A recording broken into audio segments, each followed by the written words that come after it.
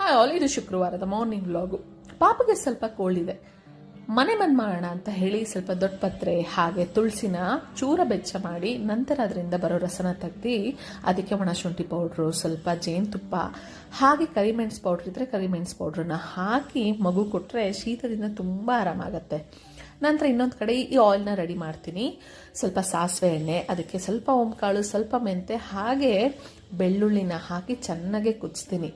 ಕುದ್ಮೇಲೆ ಆ ಬರೋ ಆಯಿಲ್ನ ನಾನು ಶೋಧಿಸಿ ಇಟ್ಟು ಪಾಪು ಮಲಗುವಾಗ ಬೆನ್ನಿಗೆ, ಎದೆಗೆ, ಕೈಕಾಲಿಗೆ ಹಚ್ಚಿ ಬೆಚ್ಚಾಗಿರೋ ಬಟ್ಟೆ ಹಾಕಿ ಮಲಗಿಸಿದ್ರೆ ಮಕ್ಕಳಿಗೆ ತುಂಬ ಆರಾಮಾಗತ್ತೆ, ಹಾಗೆ ನಿದ್ದೆನೂ ಚೆನ್ನಾಗಿ ಮಾಡ್ತಾರೆ. ನಂತರ ನಾವು ತಿಂಡಿ ಎಲ್ಲ ತಿನ್ಕೊಂಡು ಹೊರಡ್ವಿ ಅಮ್ಮ ಮನೆ ಕಡೆ. ಸಣ್ಣದಾಗಿ ಒಂದು ಫಂಕ್ಷನ್ ಇದೆ.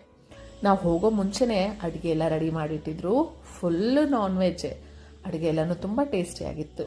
ಸೊ ಈ ಥರ ನನ್ನ ಡೇ ಮುಗೀತು. Thanks for watching. ಇನ್ನೂ ನನ್ನ ಚಾನಲ್ ಸಬ್ಸ್ಕ್ರೈಬ್ ಆಗಿಲ್ಲ ಅಂದರೆ ಪ್ಲೀಸ್ ಸಬ್ಸ್ಕ್ರೈಬ್